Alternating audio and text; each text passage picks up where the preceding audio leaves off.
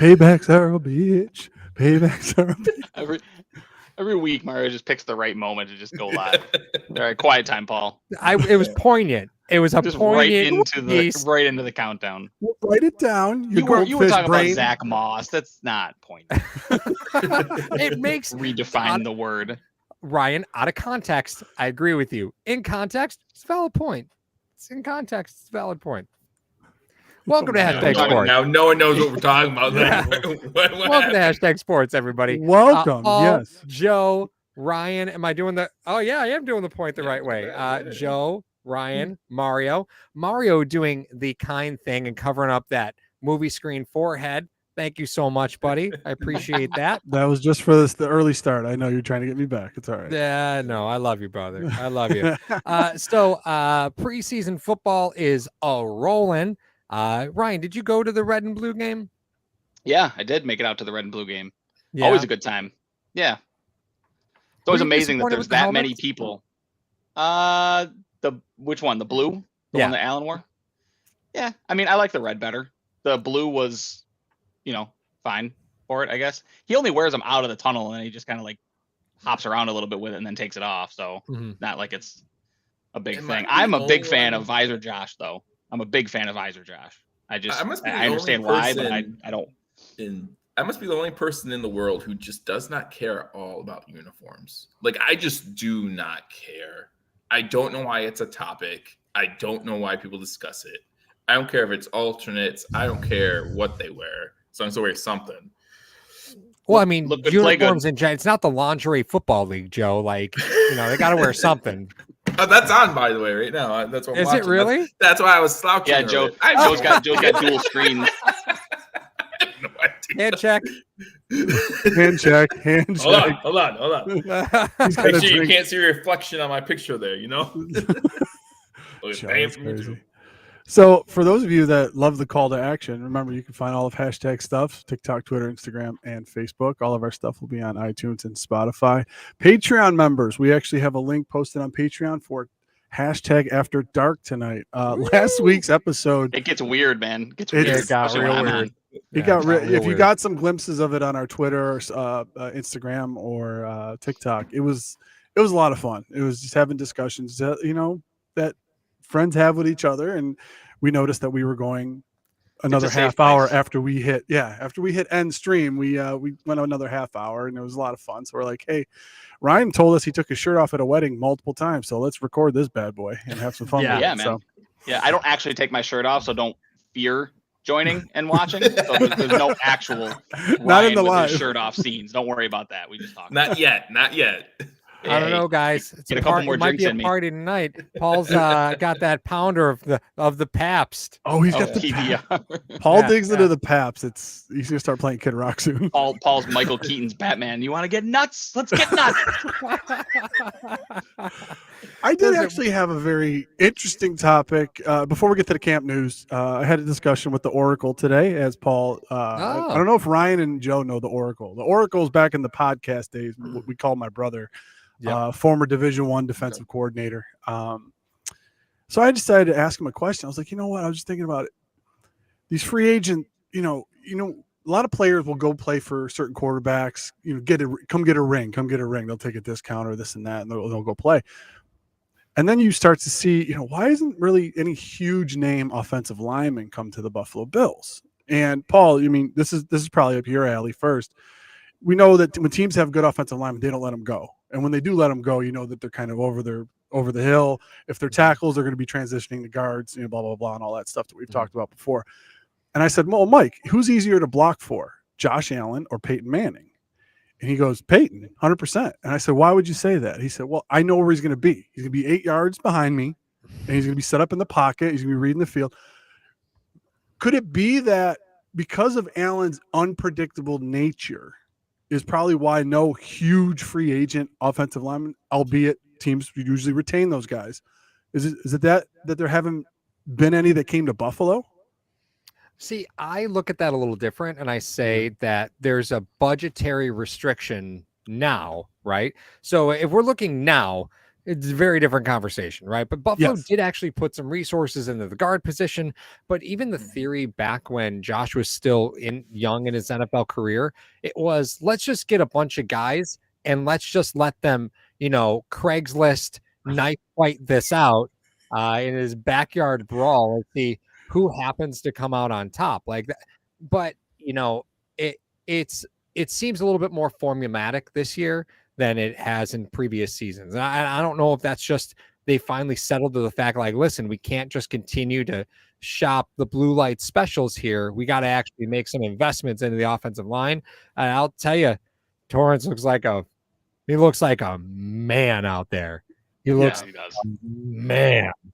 But I will also mention that we did get Mitch Morse in free agency, and he has been very constant for the Buffalo Bills and for the growth of Josh Allen. So, that's a good point. That's a good point. I've always been kind of reticent of certain coaches, albeit if the cap figures don't work, that are willing to let go of certain players. And obviously, when Mitch, before he even played a down in Buffalo, he had concussion history. So that was kind of like the red flag that was thrown up for me. I know they were able to get Mitch Morse, but it was just one of those things where I was sitting there like, why aren't there any like really big name free agent linemen that want to come play with Josh? And I got to say, the unpredictability of what he's going to do back there, I think is huge. And then we touted the signing of Aaron Kromer. You brought Aaron Kromer in here and it was a great signing. And Ryan, I'll ask you this. We went over some of the quarterbacks that Aaron Kromer had. Rich Gannon, Kerry Collins, Drew Brees. They don't really have the footwork of a Josh Allen back there. No. What could Kromer do to kind of make the bridge between Dorsey and Allen and the offensive line work so that, this offensive line can be improved for 2023? Well, I mean, one of the things that Kromer was good at, and you list all those guys that played for him, Gannon, Breeze, specifically, Tyrod Taylor's another one that they did it for. Tyrod Taylor. By and large, he's had to get fairly creative with the scheme of that front end. I remember the conversation about Breeze was, they kind of like, he was like the first quarterback where they would make those windows for him, right, to throw into at the offensive line position. They would block certain ways to kind of create those windows of space for him to throw into. He did a lot of the same things with Tyrod when he was in Buffalo.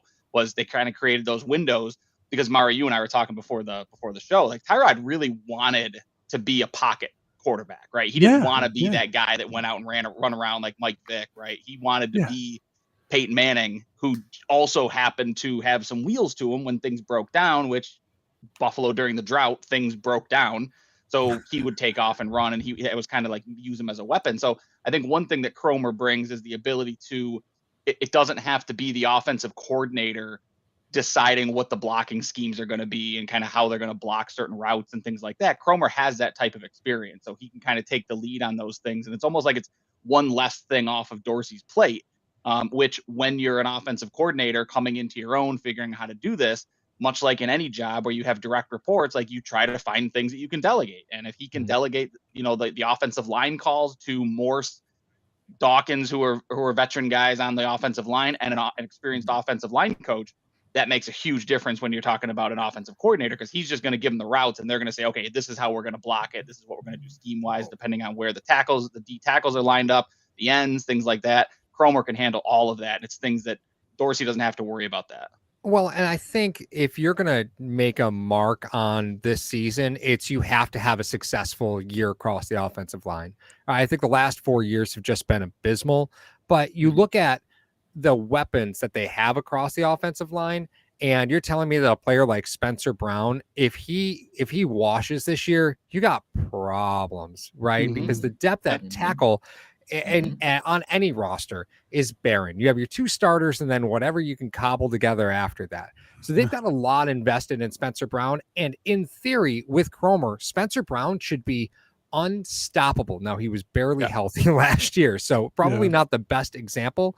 But the fact of the matter is Spencer Brown should be an absolute monster with Kromer when healthy, and you could see a big boomer bust season from him. And if it's a bust, Josh is going to be running around an awful lot more than I think a lot of Bills fans are comfortable. And I actually did. I went to the. Yeah, go ahead, Joe. let's be honest, what we've heard from training camp is not great news when it comes to our offensive line. From what we've heard, Spencer Brown has not had put together 2-3 consecutive good days of camp so far, and that's scary news if you're a Bills fan. Yeah, and I mean, one of the things that I saw at the scrimmage when I went, and I actually sat with Drew Gear from Rock Power Report, is Spencer Brown, I thought by and large did a fairly good job against that defensive front. I think one of the things that's getting lost in, the analysis of the offensive line, and I'm not really sure why we're not hearing it from those covering training camp, this defensive line is really good. I mean, guys, this is a really, really good defensive line. There were a couple reps where Greg Rousseau beat Spencer Brown like a drum, but it wasn't because Brown was out of position or his footwork. I mean, Rousseau just beat him. And like, that's going to happen when you have these really good defensive fronts, especially in training camp. Like, the defense can be aggressive. They can come after the quarterback a little bit more. They're not worried about actually getting to the quarterback, right? They're just trying to get past the offensive line. So they win more reps than they're going to lose against an offensive line, mostly when it comes to training camp, right? Because you're not actually trying to get to the quarterback to sack him. You're just trying to get a finger on him. And those wins come a lot easier in professional football. So I think one of the things that's getting lost in the concern over the offensive line is how good this defensive front really is. They've done a lot of investment in talent all across that defensive line, and it's nothing but positives. But you can also say that that's making the offensive line better, right? I mean, you're going up against, on a day-to-day basis, one of the best defensive fronts in football. That can only help. And they are more talented. I don't think there's any reason to think that there's less. I don't think there's any reason for concern at this point with the offensive line. Well, Mario, let me ask you this, right? So Ryan just said Rousseau looks like a world beater right now. And again, it is against Spencer Brown. And I think it's sometimes an easy excuse to say, well, our defensive line is really good, so pay no attention to the man behind the curtain. The offensive line isn't exactly what you think. But again, this is the NFL, right? So like, every team is typically good. And the Jets specifically, right? Slay is one hell of a defensive mind. You got to go against Belichick. He finds ways to make things difficult against your offensive line. But Rousseau going into year 2, I'm more excited about than when he was drafted, because you finally get a player who's rested. And I think that gets so lost, is that Rousseau looked cooked at the end of the year, and he wasn't playing super high snap count. He looked cooked. So year 2 going into Rousseau, what do you expect? I expect him to create havoc on nearly every play that he's in there. I think that everyone else expects that. And just going back to the Spencer Brown thing, confidence for some of these players in the NFL, their self-confidence is really huge. So you could say that all the time. I mean, you could pull the kid aside and say, hey, listen, man, this defensive line is pretty tough. Rousseau's crazy and this and that, all the other things. But you really have to sit there and go, how many excuses are you going to make for the kid? I mean, how long does that go before he's like, can I even block anybody now? If I come up with anybody that has Rousseau's speed, if anybody that watches any of the camp, if they, playing conspiracy theorists, if they have people there and they say, oh, listen, if we put anybody with speed on Brown's side, he's done.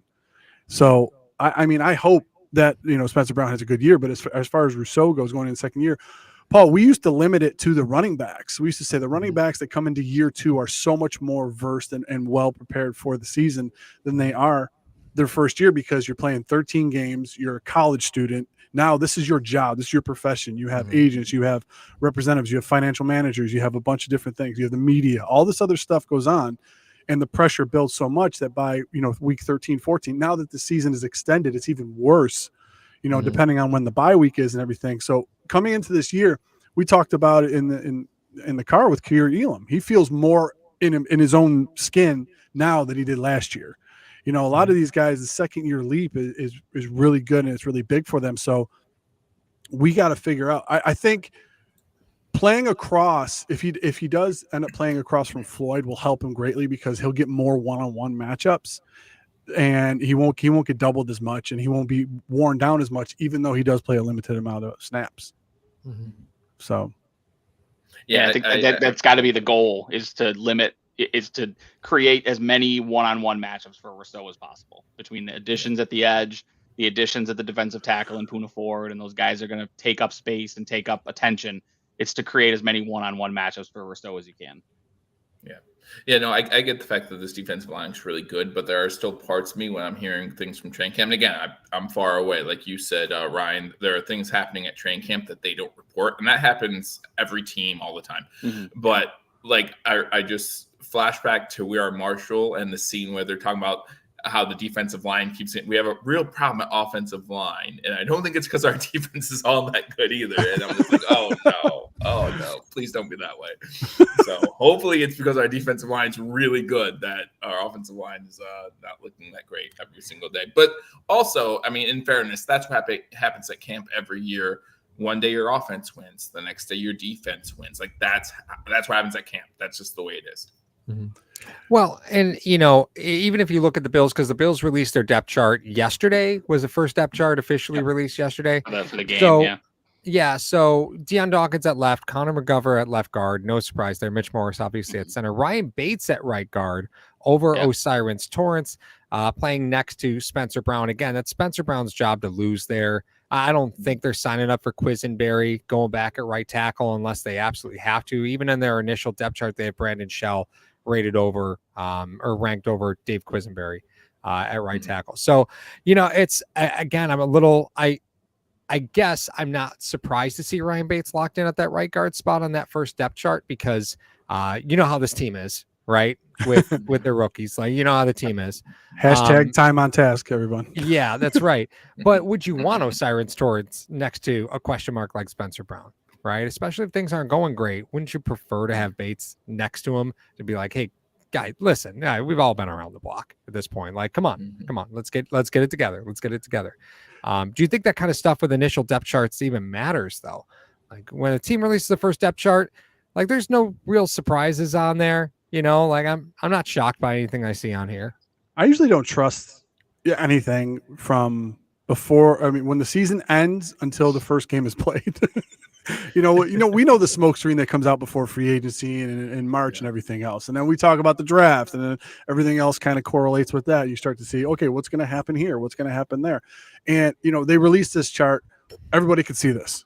Everybody could see, is Torrance, falling behind? Is he not with the player that we thought he was? You know what I mean? Yeah. I think it might be a comfort to Brown to have Bates there because that's what he's familiar with. And more importantly, that's what Allen's familiar with. But I think eventually this chart is going to be thrown in the trash because it's going to be changed quite a bit.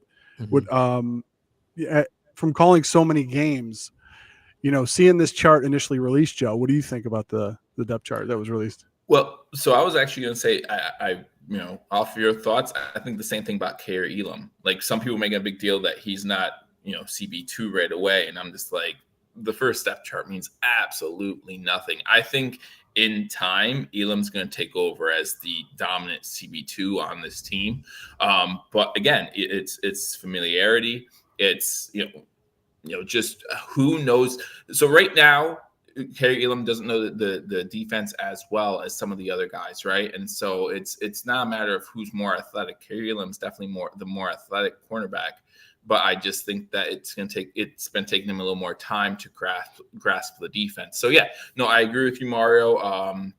From I'm not gonna know what the depth chart is until September 8th, I guess, would be when the depth chart has to release for the Monday Night Football game on September 11th. So well, and again, until they line up that right, for that first snap, right. You can throw it all out the window. I mean, right. think of this logistically, right? I mean, if you're in a perfect world, I think they want Osiris Torrance to be the starting right guard. I think they want him to win that position because it makes it so much easier at the backup position if Morse goes down, right? Because if Morse goes down, you have to shift Bates inside, which means you're bringing Torrance in to guard. Now you've got two brand new offensive lineman positions, right? Whereas if Torrance is the starter, Morse goes down, Bates steps in, you're only subbing in one guy. So there's only one new face. And I think the same thing from a organizational standpoint.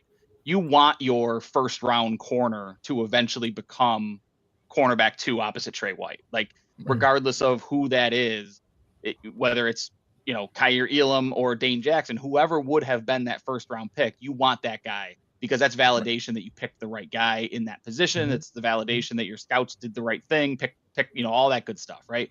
So there's a lot of reasons to think that this is going to be a very fluid situation right up until probably they land in New Jersey for the Monday Night Football to open the season. I think they want certain guys to win out, and they're going to give them every opportunity. But at the end of the day, McDermott has shown a history of doing what he feels is best for the team. And if that's not Torrance, it's not going to be Torrance. But I think they want him to win that job. Well, and let's not pretend that there's not some smoke and mirrors on that depth chart either, right? So, like, I still struggle to see how AJ Epineza makes this team. Yet he's listed he's listed behind Von Miller on the depth chart. Epineza had 6.5 sacks last year. I mean, if your fourth pass rusher is getting you 6.5 sacks, that's a good defensive front. I mean, I understand that Epineza, you can argue, isn't talented enough to be a starter in the NFL. And by all accounts, Shane Ray is playing really well in camp. There's guys that are kind of outshining, but Epineza was drafted by the Bills. He had 6.5 sacks last year. They're going to give him, again, every opportunity to make the roster unless they're showcasing him for some type of a trade situation. That's what I'm trying to tell you. That's the position that I'm taking here, right? That initial depth chart. Like, listen, we'll start AJ. We'd start AJ. He'll make our roster. He's second on our depth chart. AJ will make the roster. But if you got a 4th round pick for me for AJ's not making my roster. It's that's the way those conversations go. So don't think that the initial depth charts are totally meaningless, like Joe would like to tell you, like Heel Joe would like to tell you. They don't make me pull out Heel Joe. You don't want to see that right now. But it's just one of those things. I think there's a bit of posturing here, especially rosters at 90. Everybody's got to go down 53 all at the same time. It makes it a lot easier to move a guy when you're like, oh, he's second. He's going to make our team.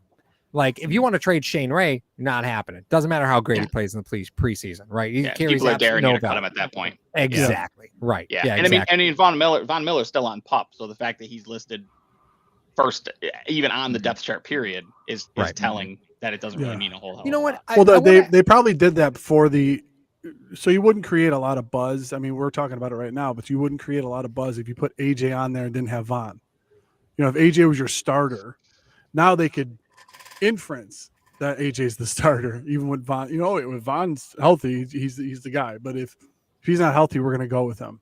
You create that doubt, like that Paul's talking about. So, well, I think also not listing Von would send a spiral of concern of what's wrong with Von. Is he not going to be ready come week 1? Where by all accounts he will be ready for week 1. So there's gamesmanship that goes into this. There's optics that goes into this. There's PR spin. There's all of that. So and I think that kind of goes back to the point about Kaiir Elam winning the CB2. And I'm going to disagree with Joe here, just for the sake of argument, because I think it makes for decent conversation. Yeah. If like Dane Jackson against Kaiir Elam, you can make the argument that Dane Jackson has been in the system longer, right?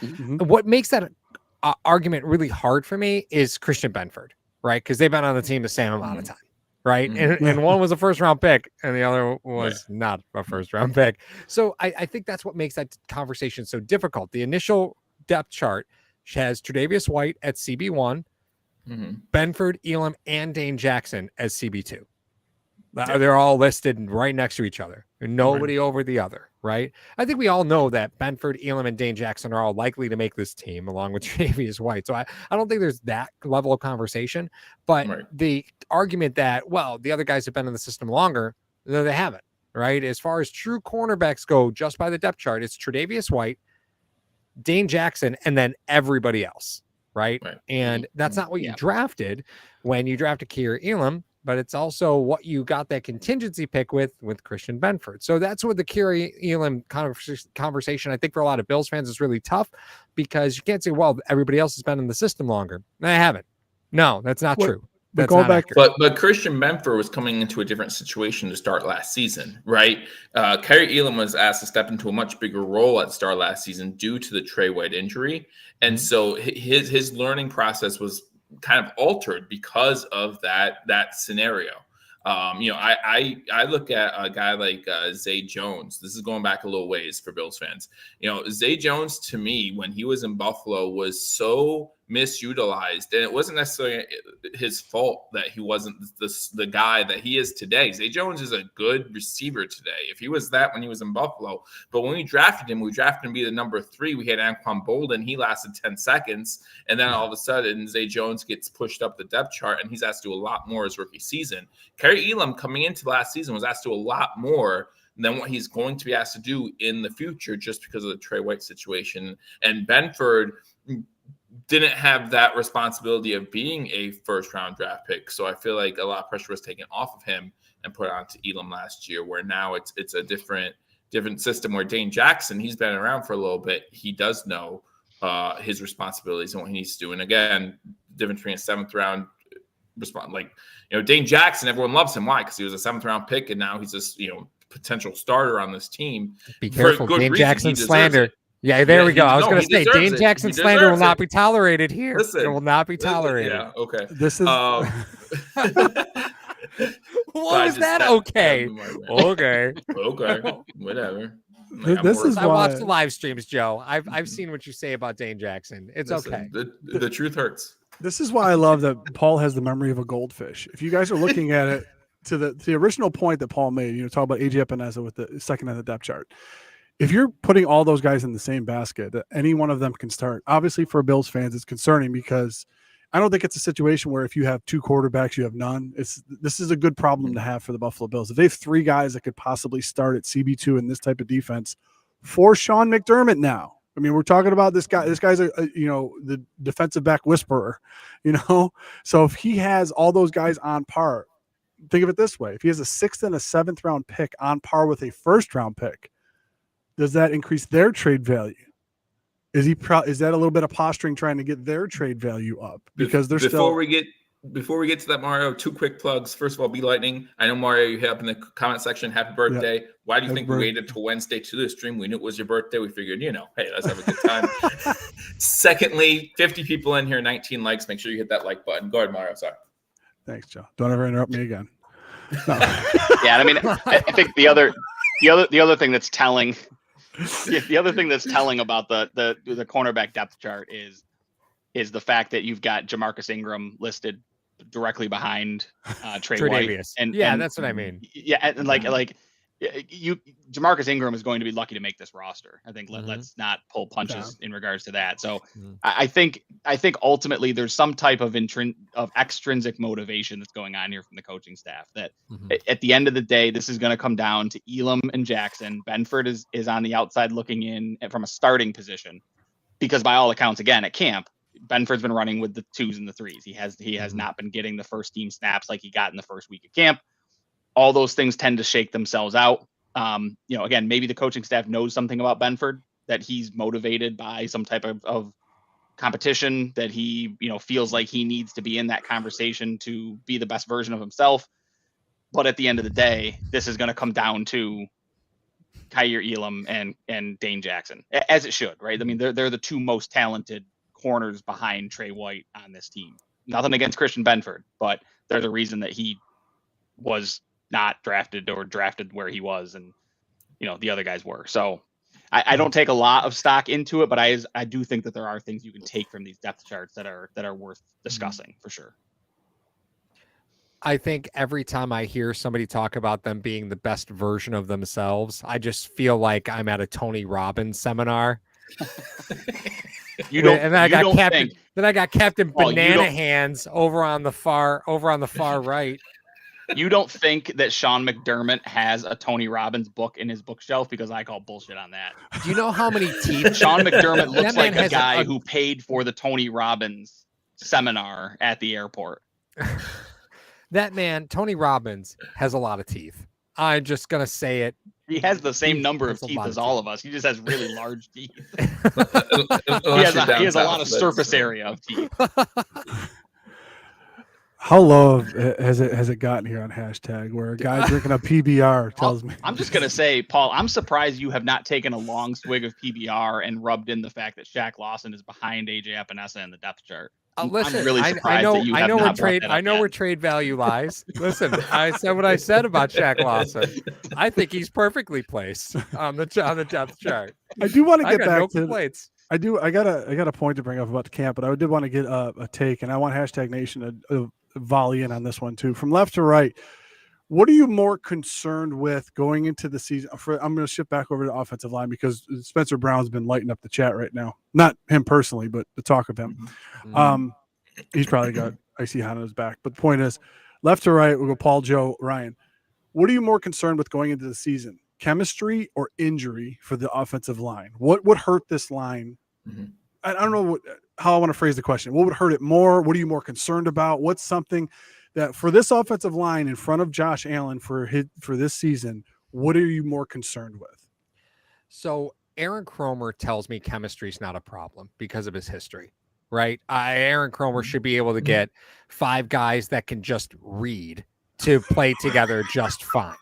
So injury remains to be the biggest concern for me on the offensive line. That's it. He could roll out 5 guys named Sloth from the Goonies, and that offensive line would be pretty decent. Sloth had one good eye. He had one good eye. That's all you need, right? Just which eye's the good one? Left, that's just going to dictate which one. Yep. That dictates where he is on the line. Yep. Right guard or left guard, Sloth. And then you have to read one position, so it really works out well, right? That's it. Yeah.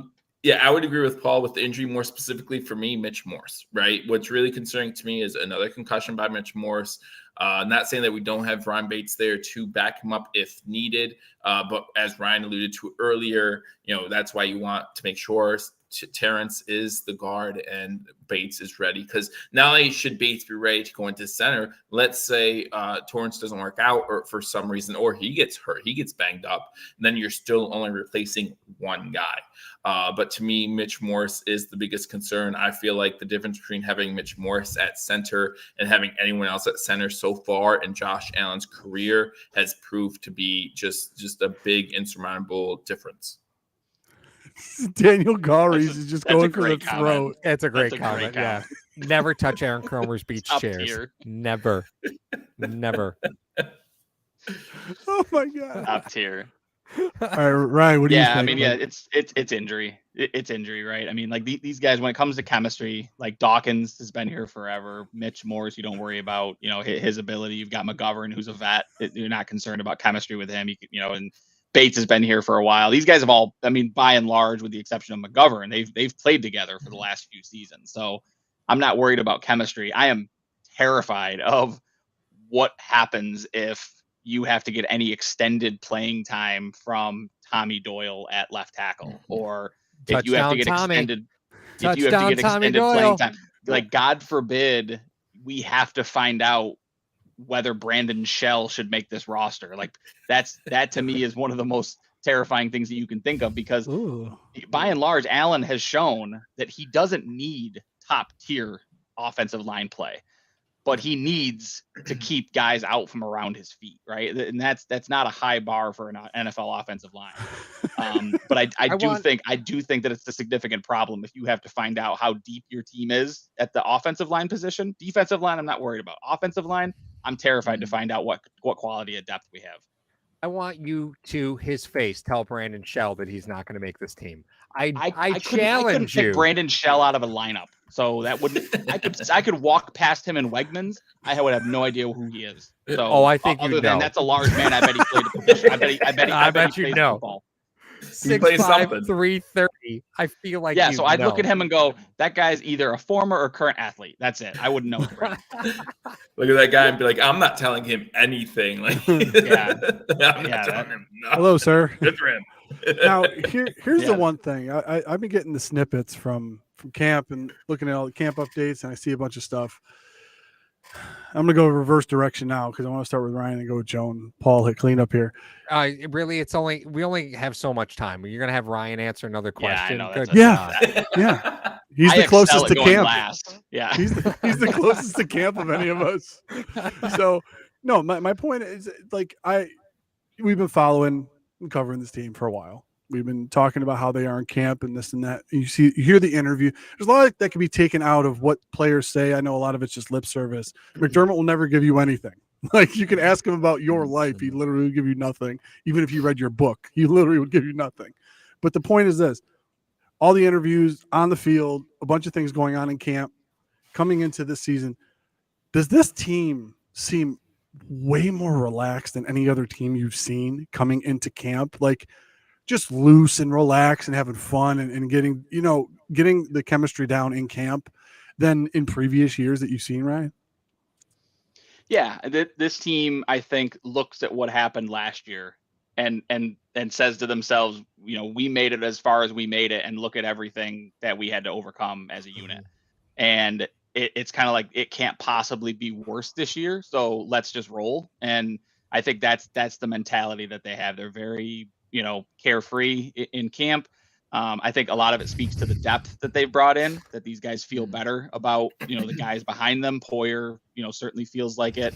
There's depth behind him with Rapp. And I think ultimately they're looking at last season going, hey, if somebody doesn't die in the middle of a football game this year, like we're better off than we were last year. Yeah, that's what I'm saying. Like, we're better off this year as long as somebody doesn't die on the field, because that's something they had to overcome last year. So, I definitely think that this is a much looser team than we've seen in the last 4 seasons in Buffalo. I just said what everybody's thinking, Mario. I said it. So yeah, You win. That's fine. But these are the things that we need to talk about. That was huge. Yeah. Also, by the way, since he was brought up, Damar Hamlin's like plus 245 to win comeback player of the year according to Vegas. Like it's free money. Just that is the easiest bet It's the easiest money you're ever the easiest bet to win. He just has to make the roster. Not if he gets cut. Make the roster. Yeah. Jonathan Taylor could rush for 2,500 yards. And Damar Hamlin would still win it. And all Damar Hamlin has to do is run out of the tunnel week 1, right? Like that's it. He can get injured first play of the game. He can get injured again. They're like, nah, you still win. Like it's no big deal. So, but what was the question? No, just kidding. What are we even talking about right now? No, they do. What year is it? Where are we? I'm sorry, Ryan took so long to answer that I forgot. I tried to be brief. If it wasn't for the Paul joke, I would have been nice and concise in my response. No, I do think that we look really relaxed and a much bigger difference than last year. But again, remember last year, the Buffalo Bills, beginning of the season, were hands down the favorite to win everything, right? This year we come in a little bit more of the underdog, not just to win a Super Bowl, but to win the division, oddly enough, by so many people. And I think that gives us a little bit more, or at least it gives them a little bit more reason to relax, because they know what they have. They know that they lost 3 games last year by a combined total of 8 points. Like, it's all fine, or whatever it was. It's all fine. And so I think that, there's plenty of reason to relax. And you look at the best teams in the league, the Kansas City Chiefs, the Philadelphia Eagles, according to some Super Bowl champions last year, which we're not sure about that, but that's okay. You look at some of these teams and you see their camp and they're relaxed. They're enjoying themselves. They're playing the game. And, when you have that unity on offense, defensive lines, and you have the depth like Ryan spoke about, it's easy to be comfortable. That's a great point, Joe. I mean, the Bills were highly touted last year to win it all, and they didn't. Mm-hmm. So they know that you don't win the games in the media. So the media can say whatever the heck they want. Doesn't matter. This team is built on an underdog mentality, and I don't think they knew what to do with their hands last year. I really don't. And this fan base, by the way, team and this fan base, for some odd reason. I don't know. I don't know what to do with everybody picking us to win. I think that was so. Mark Krajewski is calling Ryan out. Ryan, I don't understand your position. The Bills are much better every place other than middle linebacker. Paul, could you reread that again in a Morgan Freeman voice? Not a chance. At that moment, he knew. So, Ryan, I first off, to answer Mario's question, the Bills could cruise control to 11 wins, right? Like they have a hard schedule. They have a very hard schedule. Mm-hmm. They could still cruise control to 11 wins, right? And within this division, I'll be honest with you, the Jets don't scare me, and Miami scares me even less than that. Like, I think there's I think the hype train is running hard on the rest of the teams in the division. And you know what's going to happen? The Patriots going to come in at 9 wins for whatever fucking reason that's going to happen. You get one. You get one. Everybody gets one. Their Patriots are going to roll into 9 wins somehow, right? And everybody's going to turn around and say, wow, I never thought the Jets were going to win 7 games this year, right? I never would have thought that. Well, I could tell you why they're only going to win 7 games this year, because your defense can't score points for you, right? And even on offense, get Aaron Rodgers, but good luck behind that offensive line, right? Good. But they got Alan Lazard. Yay! But to go back to the fact that Ryan got called out, Ryan, defend your position as far as the Bills being better everywhere but middle linebacker. Did I say they weren't better?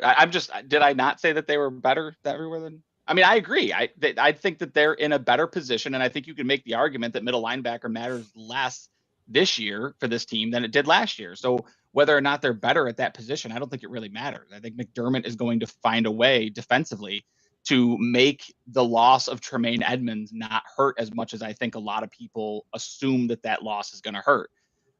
This team is immensely talented. I think I picked them to win like 9 in a row at one point when we did our schedule predictions earlier, like a couple months ago. 13 wins overall. I think this team is immensely talented. I think they're deeper than they were last year, which is saying a lot. And I think scheme-wise, when they're able to put defensively Taylor Rapp on the field on a regular basis and play 3 safeties, really athletic, physical safeties, like that's a big deal. They've gotten better at the defensive front. This is going to be a top 3 defense. I don't think there's any way it shakes out that they're not a top 3 defense, saving some type of catastrophic injury. And anytime you've got Josh Allen, I mean, I watched Hard Knocks last night. If anybody didn't watch Hard Knocks, and there was a scene where the defensive coordinator was just marveling about Rodgers. He's like, guys, we're going to be in every game. That's our quarterback. Like the Bills have a guy like that, right? Like they're going to be in every single game. The defense needs to hold teams to like less than 23 points a game, and they're going to win. Like Paul said, they're going to cruise to 13 or to 11 wins. And I think that this team is talented enough, and the other teams have taken enough of a step, either laterally or back, that the Buffalo Bills should be the number 1 seed in the AFC when things are all said and done. I think Kansas City has gotten marketably worse at the wide receiver position. Say what you want, but they lost Juju Smith-Schuster, they lost Mecole Hardman. They didn't replace them with guys other than hoping that Sky Moore takes the next step and Kadarius Toney cannot be a head case with an injury problem. Like Travis Kelce's 32 years old. That cliff is coming at some point in time. Defensively, they've got nothing. They've done nothing, and they're potentially not going to be with Chris Jones for quite a while. Like, I don't see how there's this blind, well, they won it last year, so clearly they're going to be the number 1 seed going away in the AFC again. I don't see that. Their division's as tough as Buffalo's division is. And frankly, again, I don't think Cincinnati's as easy of a division as possible. Lamar Jackson's back for a full year. They've added weapons in Baltimore. Cleveland's gotten better. Like, this is a stacked AFC, and I still think that a lot of those teams are going to beat up on themselves. Buffalo, I think, is the most talented roster in the AFC, if not in the NFL, right there with the Eagles and the 49ers. And so, even if Burrow plays week 1, he's not going to be fully healthy. Like, that's why you don't call out Laso. That's why. You tell him, God.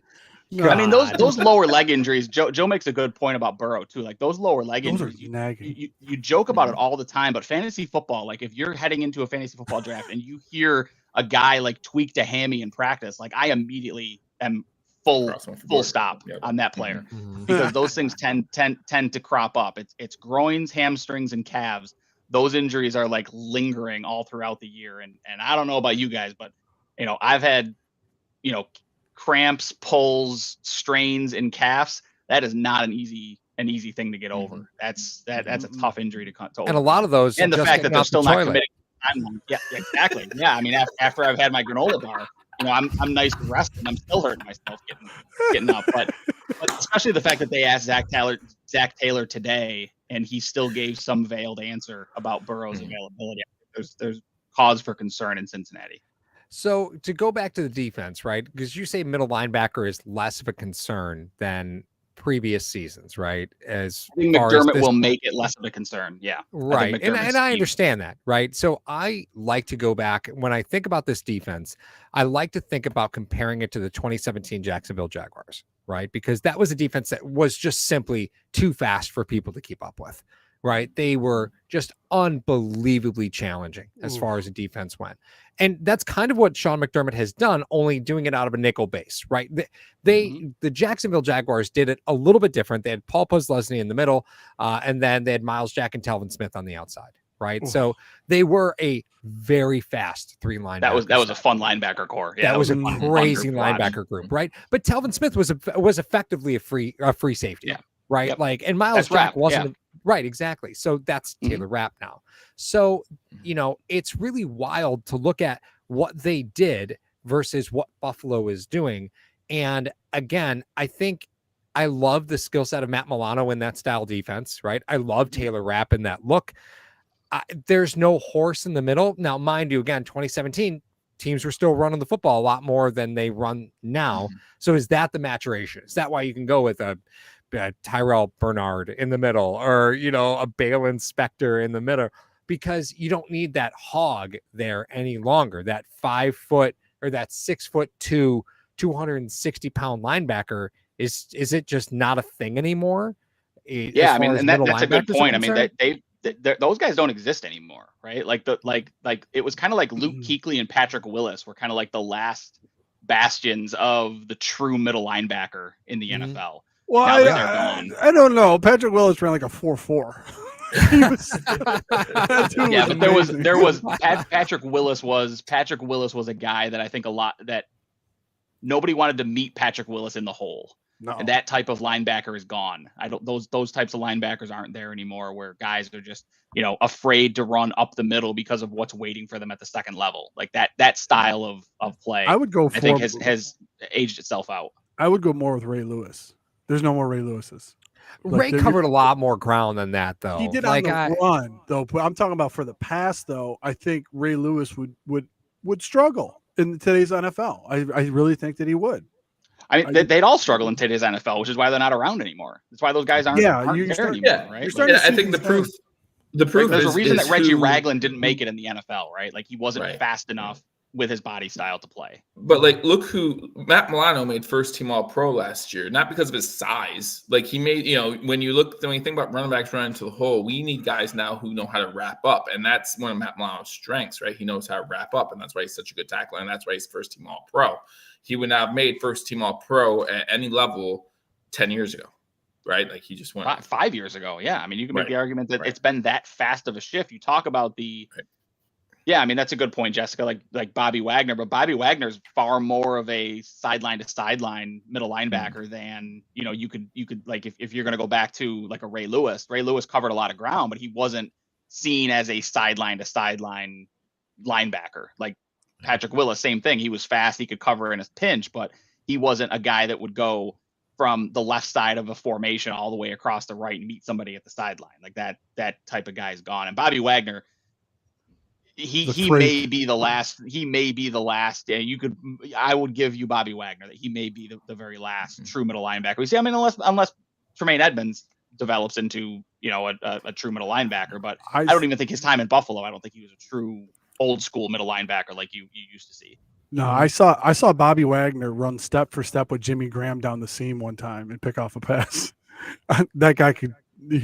Yeah, I mean, look, if you're blitzing your middle linebacker off the edge, they're not a old school true middle linebacker. Oh, like those guys didn't blitz off the edge. They blitzed the 1 and the 2 gap, and that was pretty much all they did if they blitzed. But you see so many of these guys coming off the edge now that it's just it's insane. But that's a great point, right? So you look at a player like, we'll just go back, great linebackers in Tampa 2 systems. You don't have to go much further than Derek Brooks, right? Yeah. Derek Brooks was only 6 feet tall, 6 foot, 230. Yeah. Derek Brooks might not make an NFL team with stature like that. Like, I hate to say that, but the fact of the matter is the game really has changed. And when you look at what was successful even 10 years ago, let alone the fact that Derek Brooks retired in 2008, right? Like those long ass time ago in football years, like he was 6 foot 230. Like that doesn't get it done in today's NFL. Isn't that anymore. Milano? Isn't Milano 6'1", 230? Yeah, that's Milano. Yeah, right. But look at that's Milano. Taylor Rapp. But Like, Milano dipped his toes in the free agent pool, and what happened? He came right back to Buffalo again, right? Because where was the most likely place for him to get paid? Buffalo. Because of the 44 million reasons to come back to Buffalo. Well, I'm not saying it wasn't something to be said. No, I think there's something to be said for Milano testing the market. And I think there were some defensive coordinators that were like, yeah, we see how Buffalo used you, but I don't know how I'd use you in this system. Like, exactly. I'd have to change my system to accommodate you. Whereas Milano looked at it and he's like, I got a system in Buffalo. They're offering me a ton of money and I already know how successful I'm going to be there. So it's an easy thing to do. Right. I think the Bills, and I said at the time, the Bills signed Milano at the perfect time. Because 2 years removed from that now, if he were to go into free agency, totally different. I think there'd be teams drooling over Matt Milano in free agency this year. Yeah, absolutely, 100%. So I think there's times where we need to give the Bills props for getting at putting the cart before the horse, right? Like you paid Milano because you knew you couldn't replace him. You didn't have the capital at the time to replace him. You paid him, and now you continue to rework his deal little by little. That's fine, right? Continue to do so. Keep the man happy. Totally fine. You made the commitment to him over Tremaine Edmonds. Probably was something that might have been mentioned during his re-signing. Like, hey, listen, we're going to give you some money. You get your money first. So business is business, right? Business is business. Like, it must have been weird standing next to Tremaine Edmonds the whole season going, how's that 5th year option, bro? How's that 5th year you got as a 1st round pick? Congratulations on that payday. Oh, God. Have fun in Chicago. Have fun. That defense looks kind of. Chicago's going to be a fun team this year. Chicago's a dark horse in that NFC North. I have them winning that division. Are you I don't know if I go that far. I don't know if I go that far. That's high. That defense is going to be on the field for 47 minutes a game because that offense is awful. That offense is. I don't know, man. I don't know. I mean, you talk about DJ Moore. They have a problem at running back. You guys love all day on that. You fantasy footballers who you love got, all day on the Chicago Bears. They're going to win their division at 10-7. Who you got? The Lions. The Lions have shown you enough to prove they're still not the Lions. Like, come on. Hey, the Vikings. Jameer Gibbs. Yeah. Okay. Good for him. I'm not counting on the Lions. I'm not counting on the Lions as long as they have. Please stay as far away. I can't. No one needs to see that up close. I can't. Jared Goff is the most boring quarterback in the NFL. I can't. I can't watch another Jared Goff team win a division. I love this point by Walter. It says, I feel like Edmonds' size spoiled us fans and has warped our perception of what a small linebacker is. That is, and remember, he was a rush linebacker coming out of college. Like, this was not a guy that you were like, oh, let's drop him into coverage. Like, he must have killed that 3-cone drill at the combine to make them think he was a coverage linebacker. Must have smashed that 3-cone. Check the RAS score. But it's true, right? You look at a player of that profile and you say, how do you replace that? Well, the truth is you don't. The NFL, that was an outlier for size. That's why you went with him when you did. But it also, if you go back to that draft, neither Edmonds nor Josh Allen were a sure thing. They were both far from projects. Right. Prototypes. So what you they do were prototype picks. And what did they do? They wisely took a quarterback and a middle linebacker and said, listen, if we have to pay both of them, we're going to have to pick. We're going to pick the quarterback every time, right? Yeah. Unless he's a total dumpster fire, we're going to pick the quarterback every time. But you hedged your bet because either you were going to build your defense around a middle linebacker or you were going to build your offense around a quarterback. And by the time you had to make that decision, it was going to be obvious which to pick. Yeah. Yeah. No Chewbacca. Chewbacca got another job this year. He's on the right part of your screen and hashtag. Anyway, guys, we're getting close to the end. Like I said, you can find all of our stuff on TikTok, Twitter, Instagram, and Facebook. All episodes will be on iTunes and Spotify. Tonight's show is sponsored by Mr. Rogers Homes in the description of the video in association with crier.co. We have at 11 o'clock tonight, if you're a Patreon member, we have the hashtag After Dark episode 2 will be going on at 11 o'clock. we found ourselves talking way after we turned the cameras off. So we decided to turn the cameras back on and just talk about, normal everyday stuff. We're all fathers here. We all have kids that keep us very interesting. So we decided to just have little discussions here and there about certain things. And if you follow our Twitter, our Instagram, or our TikTok, you saw a few of those manifested. I'm sorry. I'm so sorry. Yeah, no, but I mean, unfrosted Pop-Tarts, eating on the bathroom toilet. That was far more the most egregious part of last week was the unfrosted Pop-Tarts. Paul spite eating for unfrosted Pop-Tarts. So that's true. It's fact. That's no roast session after pregame win on Saturday. Right now, we'll have to see about that. But then obviously, Buffalo Mafia News is referring to every time the Buffalo Bills win, the last 2 minutes of the show, we guys have a roast session, and I feel the brunt of that chaos all the time. It's kind of, you guys are brutal. I do want to point out, to go back to the Chicago Bears thing, they've never had a 4,000-yard passer. Who is the Bears' all-time leading passer for a single season in yards? It's got to be Kyle Orton, right? Is it Kyle Orton? That's a good guess. Okay, Kyle Orton's on the board. For who? For the Bears, all-time leading passer in yards. I know it's not 4,000 yards, but I think it is. It's Cutler or Orton? They've never had a 4,000-yard passer. I was going to go with Cutler. Nah, okay. Cutler's too obvious, I think. I don't think Paul would ask the question if it was Cutler. It's got to be Orton then. Got to be Orton at like 38 something. 3,413 yards in 1943. Sid Luckman. Sid Luckman, there's a name. Yeah, so don't give me this whole, the Bears offense looks really good. Okay, sure they do. Sure. Has a low bar. That's all that means. You go ahead with that DJ Moore. You go ahead with that Chase Claypool. Have fun. I can't wait to draft both of those guys now. I am so in on Cole Kmet this year at the tight end position. So in on Cole Kmet. I heard that last year. Take Kelsey. That's fine. That's good. I was thinking Cutler too. What was the okay? So guys, we're gonna take off. We're gonna go do our hashtag after dark. For Paul, Joe, and Ryan, I'm Mario. We're hashtag sports. Go hit the Patreon link in there and go join us for some more chaos. It's actually pretty hysterical. You guys get just little snippets on TikTok and Instagram and shorts, but come join us. Have some fun. For hashtag, we're out.